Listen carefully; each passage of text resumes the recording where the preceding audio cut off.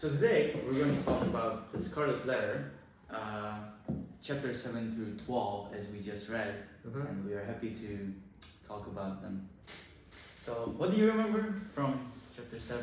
Chapter 7 was like really interesting, you know, like it kind of like opens up the main story, I think. I know, yeah. Yeah, chapter 7 was basically about like how Hester and then it's basically about like how Governor Bellingham tries to separate Pearl from Hester because he was kind of worried like if Hester's adultery mark or the sin that Hester has committed might affect to Pearl's personality. So like he was kind of worried about that Pearl wouldn't grow up as a normal church member, I think. And then how did it end? So you know Dimsdale? Dimsdale was defending the old clergyman. Yes. And Dimsdale was defending, so that like he was standing for Hester. Yeah, so as I remember, so Governor Bellingham asked Pearl, who was her heavenly father, who was her father, right? And then Pearl didn't answer the correct way, and then so there was a conflict, which we will talk about later, between Hester and the governor, and then Dimsdale stood up for her and then protected Hester from Pearl to be taken away. I think that's the moment where Chilling was starting to have like feeling something suspicious between the relationship of Hester and Dimsdale. Yeah, that's true. It might be important. What about chapter 8? So chapter 8. So this was in chapter 8 actually. So and then we can move on. So yeah, I remember because it ended with going into the house. So, that's true. So that's those two chapters, and then going into chapter 9, the townspeople decided that Dimsdale, because of his health issues, he needed someone to take care of him. So then Chillingworth became his doctor, right? And then eventually they even moved into the same house, and so Chillingworth had this inner quest to dig into Dimsdale's personality to find his deepest, darkest secrets. Because he, as we mentioned in chapter 8, he started being suspicious that Dimsdale could be the one to commit adultery with Hester. Yeah. And then what happens exactly? There's a conflict between them, right? Oh yeah, I think that's like the story about chapter 10. Yeah.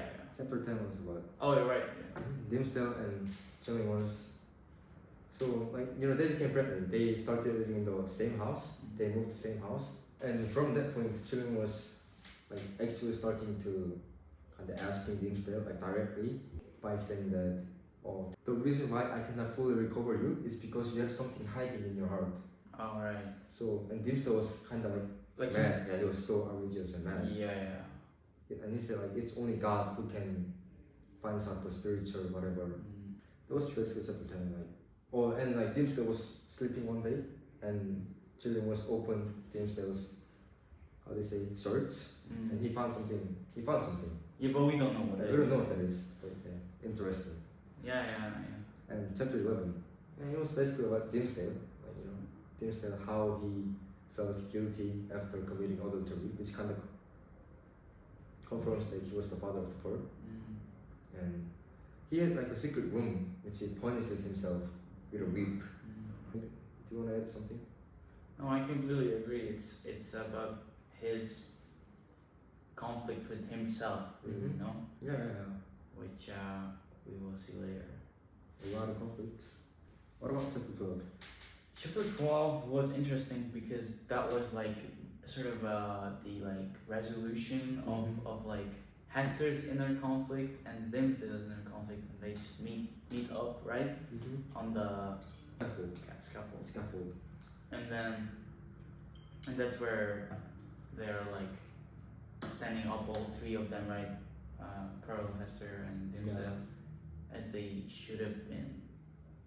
And then there's a meteor, which makes it look like the letter A, right?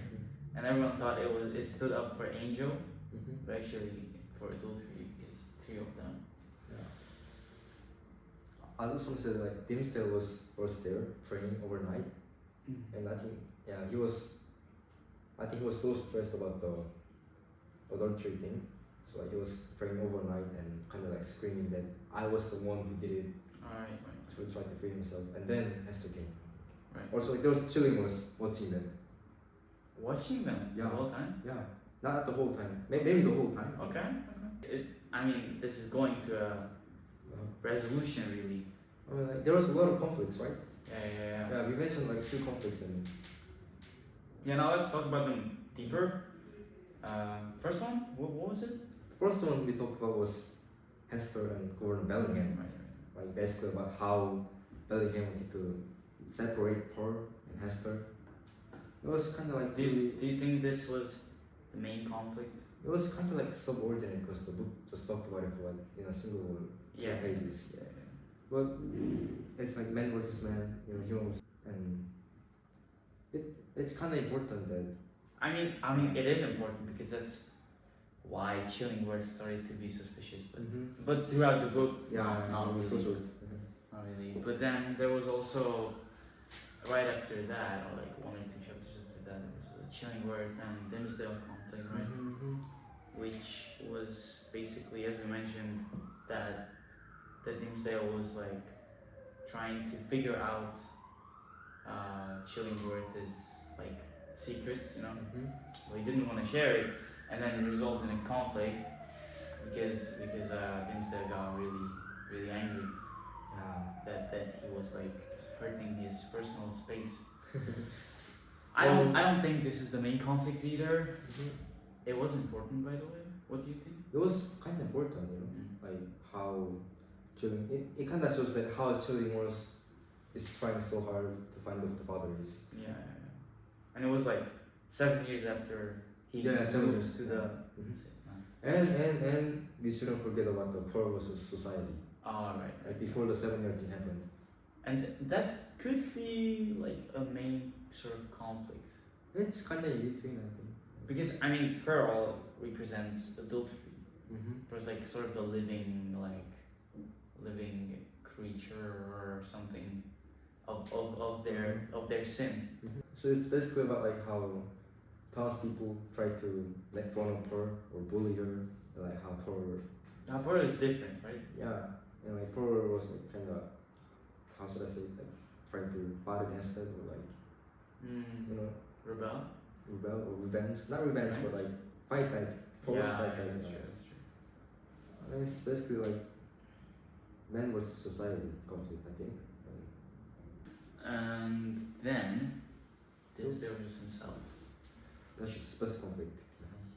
That's important. It was like 1.5 chapter about it. So it was how he felt guilty, because it's very interesting because Dimsdale really is a like almost like a pastor, nowadays they would call it pastor, but like a pope or something, like a spiritual like leader person. Like idol. Of a lot of people actually. And then he is the one who should be like without sin. And then it was inside of him, deep inside, that he sinned, and then he was still like showing that he was perfect, So, but it explores that he really had a inner conflict actually, and that he even like whipped himself, right? Yeah. And there was a lot of like man versus himself or herself conflict, just like Hester or Pearl or. That's true. I think like this was really important. That's true. I mean, this is outstanding. I think it might be the main conflict. Really. And there was a lot of things repeating in the book also. How do you call the word? Let's talk about motifs. Oh yeah, that's the word. So there was one, I think you told me earlier, letter A, right? Yeah, adultery on Hester's Right. chest. What do you think it represents? Like Adultery, I think it basically represents like the shame and the judgment or consequences of the sin. There was, I another one, Elfish Child. Yeah, I also talked about a lot of his child. What do you think it represents? So Pearl and the letter A, the book multiple times mentioned how Pearl is sort of the living like creature or living consequence or Living version, alive. living version of the letter A, right? That's what they said. Yeah. So because they both represent the sin and the guilt of Hester and Dimmesdale, really. Yeah. So that's why they thought about Pearl like elfish, like weird, like demonic or something. because of like Or special. yeah. Yeah. She was special. Yeah, she was special. You And could say it like that.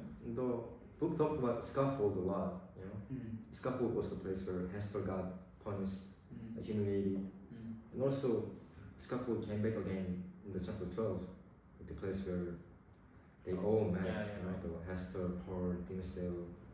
I think it basically represents like the. So scaffold, I think it basically means the confession, you know, how Hester got confessed. I mean, she didn't confess by herself. Her, like her Yeah, her. guilt. And also how Dimmesdale was saying, praying over like in the scaffold, saying his sin, what he has done, and also like how the family met together. It kind of represents the confession of their inside, Yeah, right. where they had to show their inside mind. Yeah. Even though they didn't like Dimmesdale didn't confess in front of the people. Yeah, he still confessed. So, Yeah, that's true. and the rose bush, I think it's also important. You know how chapter 1 was so short, but he still described about That's the true. That's true. rose bush.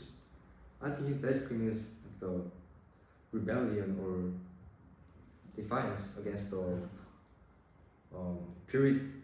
puritical culture, like how they live, you know, like Christian way, but like too much. So it kind of like shows, oh, I'm against this. Like, you know how Pearl said she's from Rosebush. I think it represents because she's the one from the adultery. Like because Pearl is from adultery, so she's basically against the political culture. Yeah. That's really important, I think. That's interesting, and it was also, as in chapter 1 it was described, it was next to the Gate, but the gate of the cage or prison. prison. Yeah, prison, yeah. that's the word.